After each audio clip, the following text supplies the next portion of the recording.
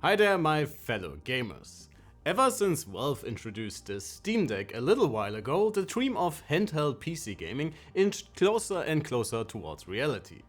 With an April's Fool's joke that turned real, Asus ROG launched the Ally, a super portable gaming console that improves on almost every aspect of the Steam Deck, while being smaller and still coming in at a very similar price point.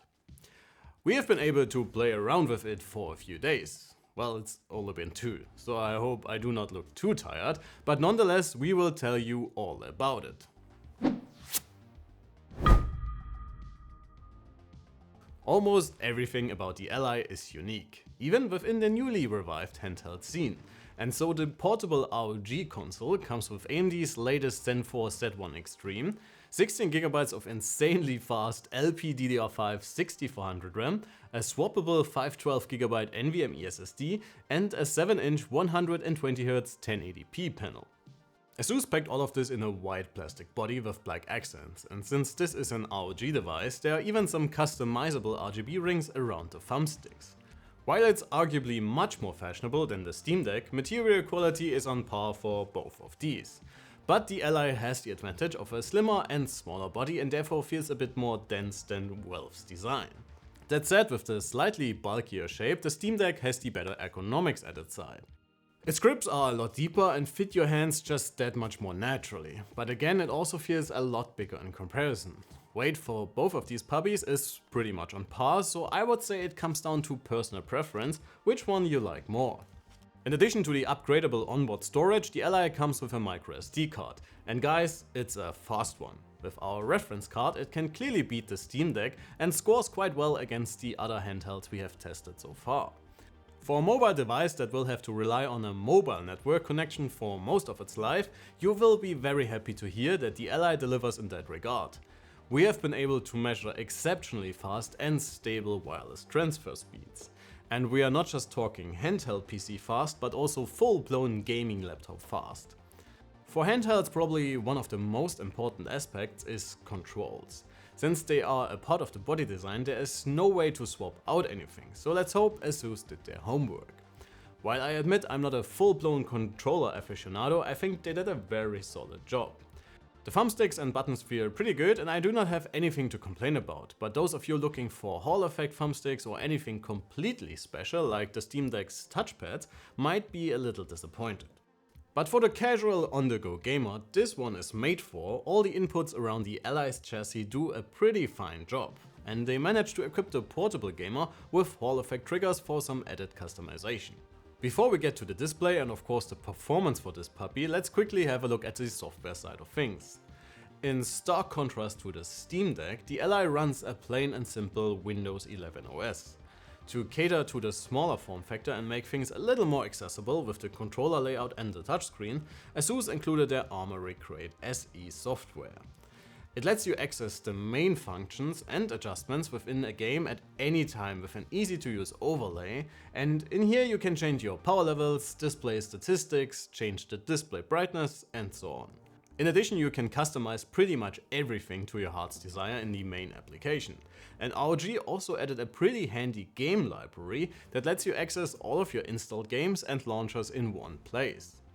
While I wasn't sure about it at first, it's actually extremely handy. If you really just want to play a game, you do not have to mess with the Windows desktop at all, and just use this as your command center.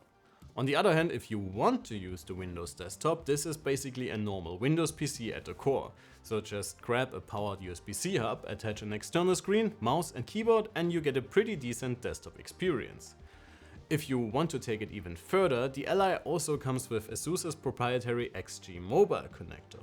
So you can hook up an external GPU, turning this into quite a capable powerhouse either on your desk or an insanely powerful console for your TV, for example. Unfortunately, we did not receive our samples in time, so we have not yet been able to test the XG Mobile with the Ally. But we will definitely have some coverage about that very soon. Alright folks, let's talk about the Gorilla Glass covered display for this one. And to sum it up right from the start, it is really good. It's an almost 100% sRGB panel with 480 nits average brightness and pretty good contrast. The overall specs are on par with competing devices, but the Ally's display has the edge when it comes to the refresh rate, adaptive sync and very fast response times. Touch inputs have been working flawlessly as well, and overall there's not much to complain about here. So let's see what this puppy brings to the table regarding performance.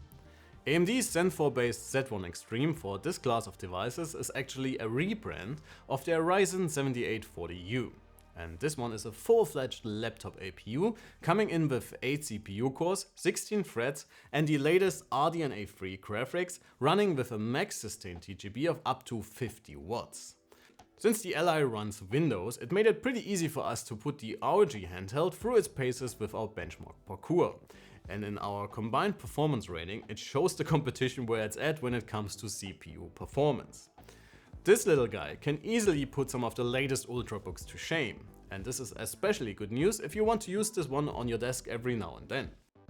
System performance is extremely snappy during our PC Mark benchmarks, and when using this one for general productivity.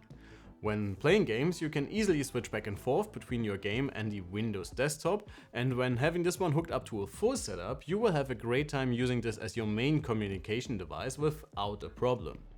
Drive performance is pretty solid and most certainly adds to the perceived snappiness of the Ally. While it will hardly matter during everyday use, we have been able to observe some throttling during our benchmark runs though.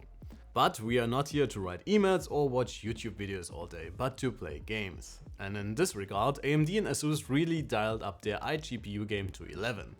The Z1 Extreme comes with 12 CUs and is really not holding back in our synthetic tests, taking the integrated GPU ground with ease.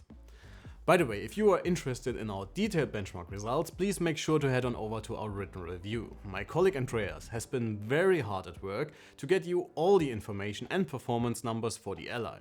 So do me the favor to check out his article on the website. I will leave the links in the description below. Taking things to the real world, the Z1 Extreme sits comfortably at the top for our combined performance rating and scores about a 10% lead over last year's 680M and an embarrassing 30% against Intel's latest 13th gen iGPU. To manage your expectations, we are still talking about an integrated graphics solution. So do not expect to run your favorite AAA games at max settings and the native 100Hz refresh rate, but 60 FPS with medium to high settings in the Ally's turbo mode is definitely manageable. The most demanding titles you can play right now will still give you a pretty hard time, but since the display is adaptive sync enabled, even something between 30 to 45 FPS feels smooth enough. We tested a bunch of games at different setting levels to give you a more detailed idea of what to expect. And if you want to see our results for the Ally's performance mode, please head over to our written review.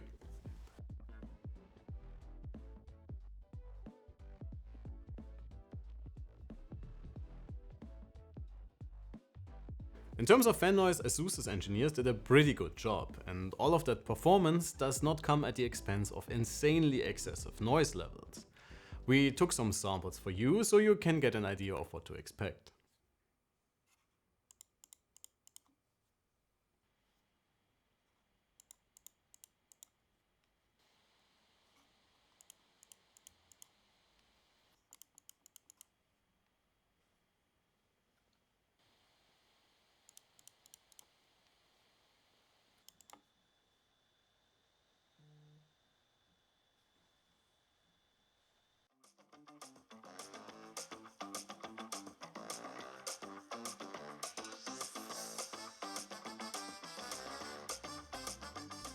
While the Ally is of course a mobile device, you can unfortunately not play your favorite games away from the wall for hours on end.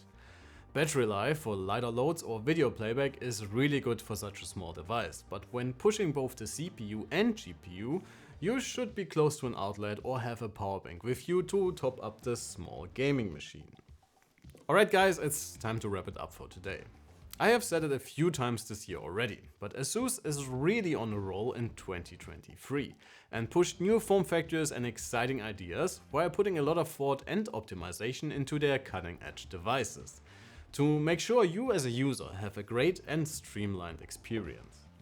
This holds true for the Ally, and for a first generation product, Asus definitely put a lot of thought into the user experience to not just stuff a fast APU in a handheld shape. While we would have loved a second USB-C for some added I/O flexibility, everything else about the Ally just makes sense. The snappy display, pretty insane overall performance, and added software features turn the Ally into a great mobile gamer and actually into a great mobile PC in general. While $800 is not cheap, I would consider it to be competitive, and considering how much you have to pay for laptops with dedicated GPUs right now, Asus might definitely be onto something here. But please guys, do not hesitate to tell us what you think about this one. Sound off in the comments below. Once again, we do put a lot of work into our testing, so please do me the favor to head on over to our written review for much more details when it comes to our benchmark results, power consumption and temperature behavior. We have so much data about all of this that you definitely do not want to miss. This would be it for today though. Make sure to leave your like on your way out, subscribe if you haven't already, and leave a comment if you think we did a good job, or even more so if you think we missed something. Thanks a lot for watching, my name is Alex, you have been fantastic and I cannot wait to see you all in the next one. Take care.